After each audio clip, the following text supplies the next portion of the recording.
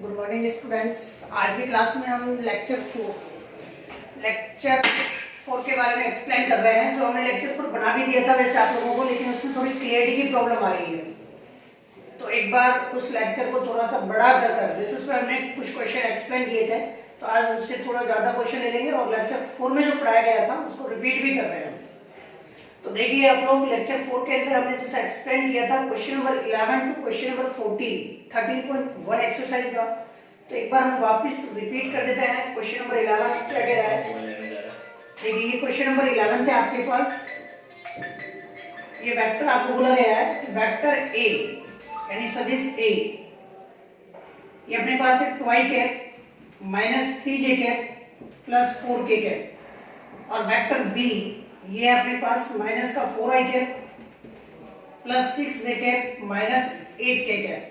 आपको बोला गया है कि vector A and vector B संरेखीय सदिश है, सिद्ध करो। तो किस तरीके से हम सिद्ध करेंगे, देखिए सदिश बी, यहां से -2 कॉमन ले रहे हैं, तो आपके पास हो जाएगा 2i कैप माइनस का 3j कैप और ये हो जाएगा प्लस का 4k कैप।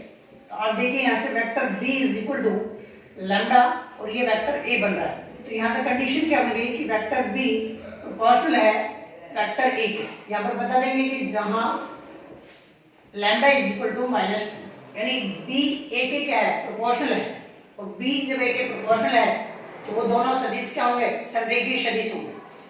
तो हम बोलेंगे a और b यानी a और b संरेखीय सदिश हैं।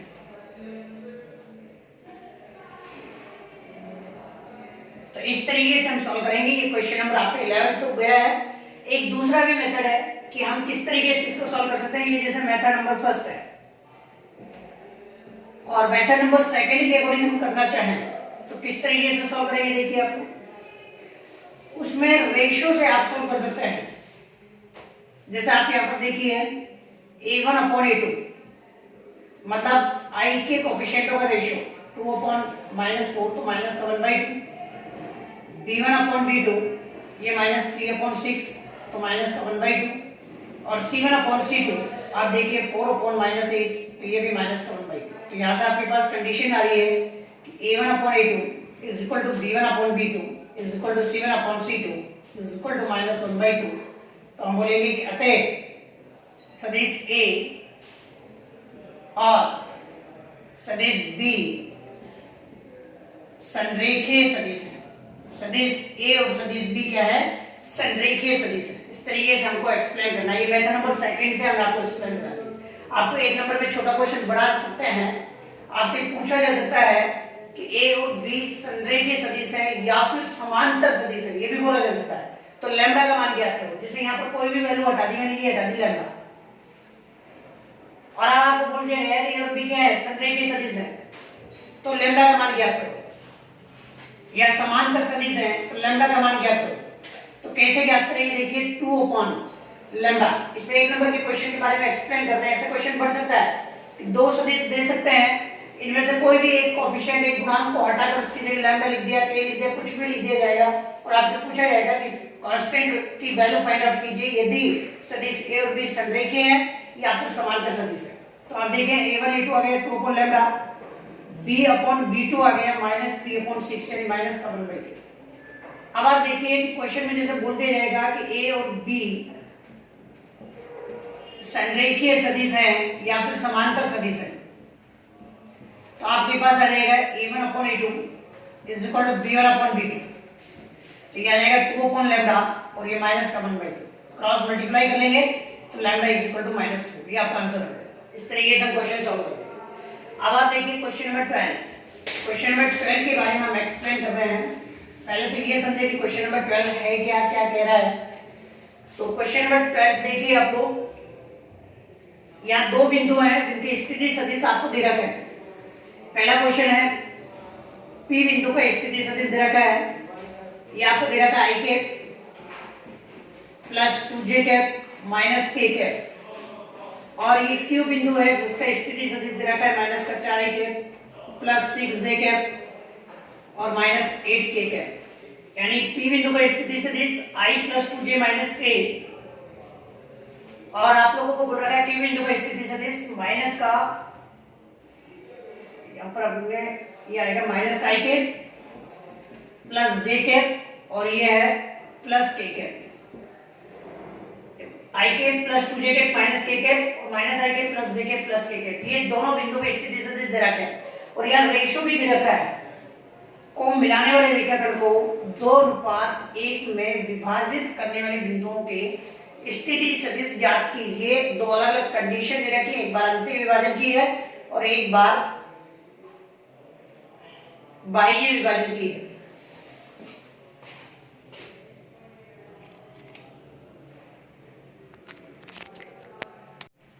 तो देखिए आप लोग, यानी क्वेश्चन नंबर 12 आपके पास जो है दो बिंदुओं को स्थिति सदिश आपको दे रखे हैं और इनको 2:1 में विभाजित करने वाले बिंदु के स्थिति सदिश आपको निकालना है।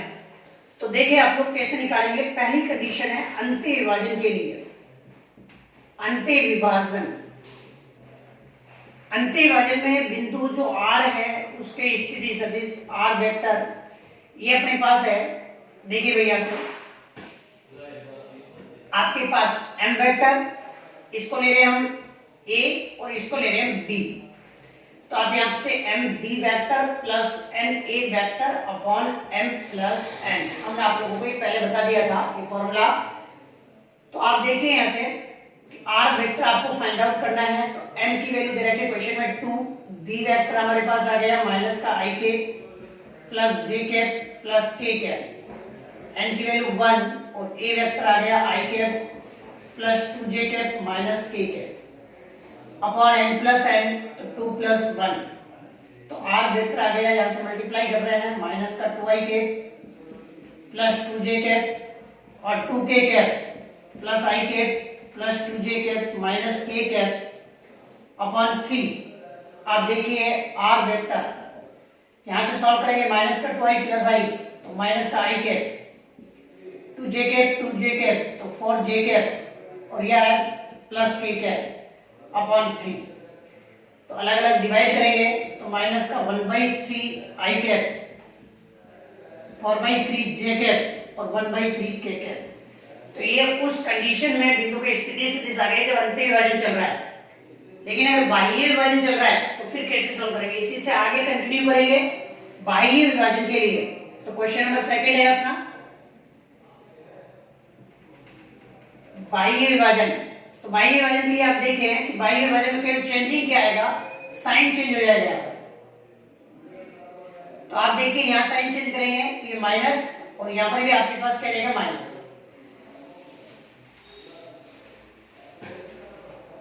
तो देखिए r वेक्टर माइनस का 2i cap plus 2j cap और ये 2k कैप माइनस का i cap minus 2j cap और ये प्लस का k कैप, माइनस से मल्टीप्लाई करके minus i cap minus 2j cap और ये प्लस का k कैप। अब आप देखिए अपॉन 1 बच रहा है, तो r vector is equal to minus 2i cap और माइनस का i कैप माइनस का 3i cap, 2j cap cancel हो रहा है, 2k cap plus k cap, तो ये 3k कैप और 1 से डिवाइड करेंगे कोई इफेक्ट नहीं पड़ेगा।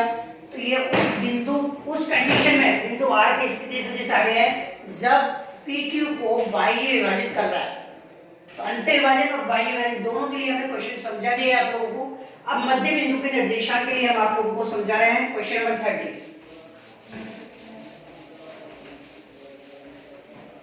देखिए क्वेश्चन नंबर 13 क्या कह रहा है, देखिए बेटा ये क्वेश्चन नंबर 13 है हमारे पास।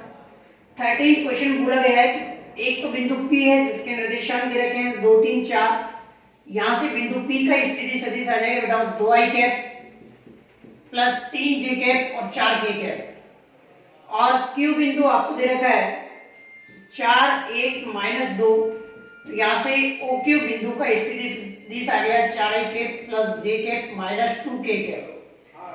ये आ रहा है को मिलाने वाले सदिश का मध्य बिंदु का स्थिति सदिश निकालना है, यानी P और Q बिंदु को मिलाने वाले रेखाखंड के मध्य बिंदु का स्थिति सदिश आपको निकालना है।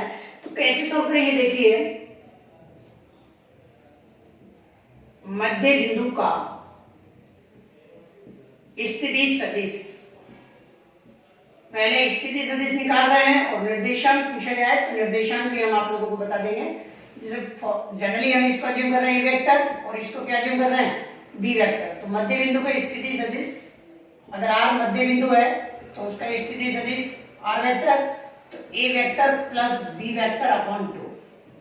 तो आप देखिए बेटा r vector is equal to A plus B, यानी दोनों को ऐड कर देंगे 2i cap 3j cap plus 4k cap और यह आ जाएगा plus 4i cap plus j cap minus 2k cap और यह आ जाएगा अपॉन में 2।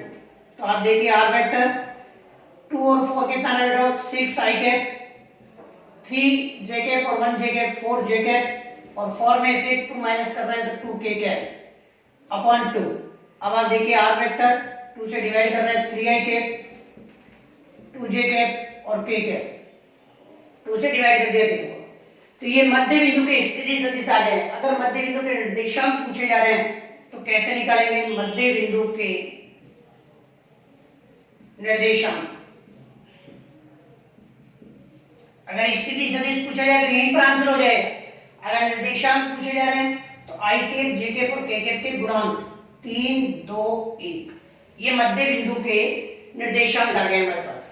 अब आप देखिए क्वेश्चन नंबर नेक्स्ट आपका क्या है 14th क्वेश्चन। 14th क्वेश्चन को देखिए। 14th क्वेश्चन क्या कह रहा है आपके पास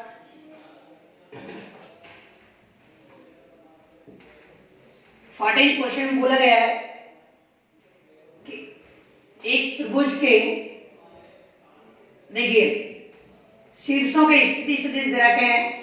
ए के स्थिति सदिश को स्मॉल ऐसे डिनोट कर रखा है 3i के माइनस 4j कैप और माइनस 4k कैप और ओबी वेक्टर इसको बी वेक्टर के फॉर्मेट में डिनोट कर रखा है 2i cap minus j cap plus k cap और ये सी वेक्टर ये आ गया अपने पास i cap minus 3j cap minus 5k cap, ये हमारे पास है।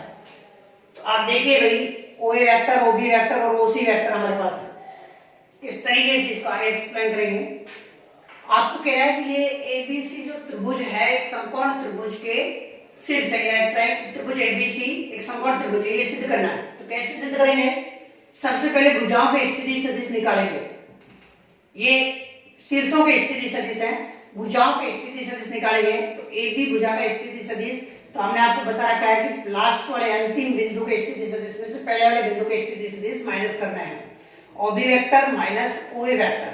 OB वेक्टर कितना है बेटा 2i cap minus j cap plus k cap और माइनस करना है 3i cap minus 4j cap minus 4k cap.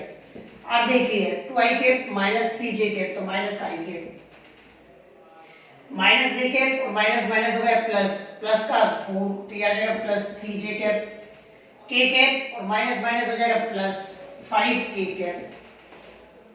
अब आप देखिए नेक्स्ट BC वेक्टर हम निकालेंगे। BC कैसा आ जाएगा OC माइनस OB। तो OC वेक्टर कितना है i cap minus 3j cap minus 5k cap minus OB vector आ जाएगा 2i cap minus j cap plus k cap. आप देखिए i cap minus 2i cap तो minus i cap minus 3j cap और minus minus हो गया plus तो ये माइनस का 2j कैप और minus 5k cap minus minus sorry minus और ये प्लस है तो माइनस रहेगा माइनस 6k कैप। अब आप देखिए AC वेक्टर कल हमने CA बताया था, AC निकालिए फिर CA निकालना चाहे तो CA वेक्टर लिख दीजिए आप। तो OA vector minus OC vector तो OA वेक्टर है 3i cap minus 4j cap minus 4k cap minus OC vector कितना है i cap minus 3j cap minus 5k cap. तो देखिए भाई इसको माइनस करेंगे तो अपने पास कितना है 3i cap minus i cap 2i cap minus 4j cap minus minus plus तो माइनस का j cap minus 4k cap और माइनस माइनस प्लस तो प्लस का k कैप। अब आप देखिए इनके परिमाण का स्क्वायर निकालेंगे क्योंकि आपके पास इनके स्थिति सदिश आ चुके हैं भुजाओं के। तो परिमाण निकालेंगे, परिमाण का स्क्वायर पहले परिमाण निकाल लीजिए फिर स्क्वायर हम कर देंगे। AB भुजा का परिमाण मतलब उसकी लंबाई। तो परिमाण कितना है देखिए अंडर रूट आई कैप के वहां का होल स्क्वायर, तो -1 का होल स्क्वायर, 3 का होल स्क्वायर और 5 का होल स्क्वायर, तो ये रहा 1 + 9 + 25, तो ये रहा 35 का अंडर रूट। अब आप देखिए BC भुजा के परिमाण का स्क्वायर, यह रहा हमारे पास -1 का होल स्क्वायर, -2 का होल स्क्वायर और -6 का होल स्क्वायर, तो 1 + 4 + 36, यह रहा अंडर रूट 41। और ये आएगा हमारे पास CA साइड के स्क्वायर नहीं लगा रहे अभी हम, तो यह आएगा अंडर रूट, तो कितना आएगा अपने पास 2 का होल स्क्वायर 4, -1 का होल स्क्वायर 1 और 1 का होल स्क्वायर 1, तो यह आएगा अंडर रूट 6। अब आप देखिए सबसे बड़ी जो साइड है वो है आपके पास BC, तो BC के परिमाण का स्क्वायर, जैसे ही स्क्वायर करेंगे अंडर रूट आ जाएगा 41 और इसको लिख देंगे 35 + 6, तो आपके पास क्या हो जाएगा BC के परिमाण का स्क्वायर 35 हमारे पास आ रहा है, किसका स्क्वायर आ रहा है AB के परिमाण का स्क्वायर, और 6 हमारे पास क्या आ रहा है CA के परिमाण का स्क्वायर। तो आप देखिए यहां से ये बन गया अपने पास लंब स्क्वायर बराबर कर्ण स्क्वायर बराबर लंब स्क्वायर प्लस आधार स्क्वायर, और ये क्या है पाइथागोरस में, और ये अगर सिद्ध हो रही है तो हम बोल देंगे कि अतः, यहाँ आप साइड नीचे लिख देंगे कि अतः बोर्ड कॉपी के अंदर ऐसे साइड में लाइन खींच के नहीं लिखेंगे, हमारे पास जगह थोड़ी सी कम है, तो आप नीचे ही लिखेंगे कि अतः ABC एक समकोण त्रिभुज है। इस तरीके से आपको सॉल्व करना है। तो ये क्वेश्चन नंबर 14 भी हो गया है। अब आप देखिए नेक्स्ट क्वेश्चन के लिए हम बात कर रहे हैं। अब एक्सरसाइज 13.2, एक तो हमने कल भी बता दिया था आप लोगों को, 13.2 का जो एग्जाम्पल है, एग्जाम्पल नंबर 14 इंपॉर्टेंट लगा लेना, और एक एग्जाम्पल नंबर 15 इंपॉर्टेंट लगा लेना। एग्जाम्पल हम लास्ट में आप लोगों को एक्सप्लेन कर देंगे, अभी हम एक्सरसाइज बता रहे हैं 13.2 के बारे में आप लोगों को आगे एक्सप्लेन कर रहे हैं। Question number first 13.2 question number first में क्या कह रहा है कि दो सदिश जिनके परिमाण दे रखे हैं और उनके बीच का कोण दे रखा है, तो उनका अदिश गुणनफल ज्ञात करना है। 3 क्वेश्चन है यहाँ पर, तो हम इसका फर्स्ट क्वेश्चन करा रहे हैं। क्या कह रहा है, दो सदिशों का परिमाण दे रखा है, एक सदिश का परिमाण है 4 इकाई और दूसरे सदिश का परिमाण है 5 इकाई, और इनके मध्य कोण है A और B के मध्य कोण। तो A और B के मध्य कोण जो है बेटा वो दे रखा है आप लोगों को 60 डिग्री। पहले क्वेश्चन के लिए हम बात कर रहे हैं। अब आपको अदिश गुणनफल पूछा गया है, तो A डॉट B निकालना है। A डॉट B का फॉर्मूला होता है A का परिमाण B का परिमाण cos थीटा। आप देखिए A का परिमाण 4, B का परिमाण 5 और cos 60 डिग्री, तो ये आ जाएगा 20 और cos 60 की वैल्यू 1/2, तो ये आ जाएगा अपने पास 10। इस तरीके से हमको वैल्यू फाइंड आउट करनी है। तो क्वेश्चन नंबर सेकंड और थर्ड इसका खुद करेंगे। फर्स्ट के अंदर 3 पार्ट है, फर्स्ट हमने करा दिया, सेकंड और थर्ड क्वेश्चन खुद करेंगे। अब आप देखिए question number second 13.2 question number second के अंदर भी 3 पार्ट है। पहला क्वेश्चन भी हम आपको बता रहे हैं और दूसरा भी बता रहे हैं। तो फर्स्ट क्वेश्चन है वेक्टर A गिवन है 2i cap plus 5j cap, और ये वेक्टर B हमारे पास है और 3i cap minus 2j cap. आपको कह रहा है A डॉट B आपको फाइंड आउट करना है। तो A डॉट B कैसे फाइंड आउट करेंगे, आप देखिए A डॉट B हम आपको पहले भी एक्सप्लेन करवा चुके हैं, 2i cap plus 5j cap और ये dot 3i cap minus 2j cap. जो थ्योरी हमने पढ़ाई है स्टार्टिंग के फर्स्ट लेक्चर के अंदर, सेकंड लेक्चर में हमने पढ़ाया था डॉट प्रोडक्ट। तो हमने वहां दो वेक्टर्स का, दो सदिश का डॉट प्रोडक्ट यानी बिंदु गुणनफल या अदिश गुणनफल हमने आप लोगों को बताया था। यहाँ i कैप की वैल्यू i कैप के साथ गुणा होती है, 2 को 3 से गुणा करेंगे, प्लस j कैप की वैल्यू j कैप के साथ गुणा होती है माइनस 2। ये सब एक्सप्लेन कराया था, क्योंकि i डॉट i होता है 1 और i डॉट j आपके पास क्या बन जाता है 0, ऐसे ही j डॉट i 0 बन जाएगा और j के साथ डॉट प्रोडक्ट कितना आएगा 1। हमने पूरा एक्सप्लेन वहां पर करा दिया था आप लोगों को लेक्चर सेकंड में। अगर किसी बच्चे को डाउट हो तो वहां से देख सकते हैं। 3 2 6 और ये आ जाएगा माइनस का 5 2 10, तो ये आ जाएगा माइनस का 4। ये हमारे पास क्वेश्चन आ गया। अब आप देखिए इसी तरीके से इसका सेकंड पार्ट क्वेश्चन नंबर आपके पास 13.2।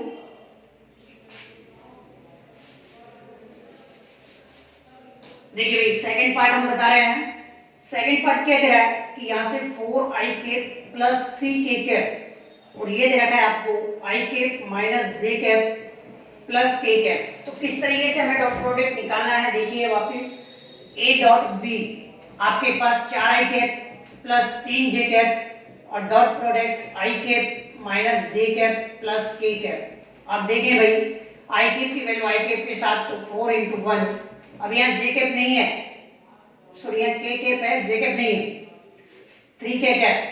तो j कैप नहीं है तो j कैप का ऑप्शन कितना रहेगा 0 और इधर j कैप का ऑप्शन कितना है माइनस का 1 प्लस k कैप का ऑप्शन कितना है 3, इधर k कैप का ऑप्शन कितना है 1। तो आप देखिए यहाँ से 4 ये आ जाएगा 0 और ये आ जाएगा 3, तो आपके पास कितना रहेगा 4 और 3 कितना रहेगा 7। इस तरीके से हमें क्वेश्चन सॉल्व करना है। तो अब आप देखिए नेक्स्ट इसका सेकंड का थर्ड पार्ट आप खुद करेंगे। हम आगे बढ़ रहे हैं क्वेश्चन नंबर आपके पास जैसे क्वेश्चन नंबर थर्ड। क्या कह रहा है क्वेश्चन नंबर थर्ड, देखिए क्वेश्चन नंबर थर्ड में बोला गया है कि ए दो आपको प्रूव करना है, सिद्ध करो कि prove that A dot B का स्क्वायर लेस देन ए के परिमाण का स्क्वायर और बी के परिमाण का स्क्वायर। क्वेश्चन अच्छा है समझने के हिसाब से, यानी ए डॉट बी दो वेक्टर आपको दे रखे हैं, ए डॉट बी का स्क्वायर लेस देन इक्वल ए के परिमाण का स्क्वायर और बी के परिमाण का स्क्वायर। ये क्वेश्चन है हमारे पास। किस तरीके से इसको सॉल्व करेंगे, देखिए हम जानते हैं कि आप देखिए बेटा ए डॉट बी ए का परिमाण और ये बी का परिमाण cos थीटा, आप लोग सब जानते हैं। अब आप देखिए कि ए डॉट बी अगर मैं स्क्वायर कर दूं तो ए के परिमाण का स्क्वायर बी के परिमाण का स्क्वायर और ये आ जाएगा cos square theta, equation number first. अब आप लोग ये भी जानते हैं कि cos थीटा की जो वैल्यू है बेटा वो -1 से +1 के बीच में होती है, लेकिन जैसे मैं स्क्वायर करूंगा cos स्क्वायर थीटा तो माय नेगेटिव वैल्यू सब पॉजिटिव में कन्वर्ट हो जाएगी एंड 0 से 1 के बीच में आ जाएगा। अब यहाँ पर देखिए कि अगर मैं केवल इस पार्ट को लेके चलता हूं, आप देखिए यानी यहां से cos square theta less then 1, हम दोनों तरफ मल्टीप्लाई कर रहे हैं a के परिमाण का स्क्वायर और b के परिमाण के स्क्वायर से गुणा करने पर। इससे गुणा करेंगे तो आप देखिए क्या कंडीशन हमारे पास बन रही है। देखिए भाई ये अपने पास बन रहा है a के परिमाण के स्क्वायर b के परिमाण के स्क्वायर से गुणा कर रहे हैं, तो a के परिमाण का स्क्वायर b के परिमाण का square cos square theta less than equal to a के परिमाण का स्क्वायर और b के परिमाण का स्क्वायर। ये वैल्यू देखिए इक्वेशन फर्स्ट से, समीकरण 1 से मान रख दीजिए, यहां पर लिख देंगे आप समीकरण 1 से। अगर समीकरण 1 से मान रखते हैं, इधर लिख रहा हूं मैं, इधर थोड़ी जगह की प्रॉब्लम है, लेकिन आप लोग नीचे ही रखेंगे, लिखने का तरीका सही होना चाहिए, आप नीचे ही लिखेंगे, हम इस पर साइड में बता रहे हैं। अगर समीकरण 1 से मान रख रहे हैं, ये वैल्यू है आपके पास a डॉट b का स्क्वायर और ये less than equal to a के परिमाण का स्क्वायर और b के परिमाण का स्क्वायर। यही आपको क्वेश्चन में प्रूव करवाया गया था, a डॉट b का square less than equal to a के परिमाण का स्क्वायर और b के परिमाण का स्क्वायर। ये आपका क्वेश्चन हो गया है। इस तरीके से आपको सॉल्व करना है। अच्छा क्वेश्चन है, 2 नंबर के लिए आ सकता है। अब हम यहां से आगे के क्वेश्चन कल की क्लास में एक्सप्लेन करेंगे। तो जो आज पढ़ाया है, जो लेक्चर 4 के अंदर हमने पढ़ाया था वही कभी पढ़ा रहे थे, उसमें एक क्वेश्चन और हमने एक्स्ट्रा करा दिया है, क्वेश्चन नंबर 3 तक। बाकी कल की क्लास में हम 13.2 को कंप्लीट करा देंगे। तो आज जितना पढ़ाया है, कल का लेक्चर जो पढ़ाया था उसमें क्लियरिटी की प्रॉब्लम आ रही थी, उसको पूरा रिवाइज हमने आप लोगों को करा दिया है। आज की क्लास यहीं पर स्टॉप कर रहे हैं।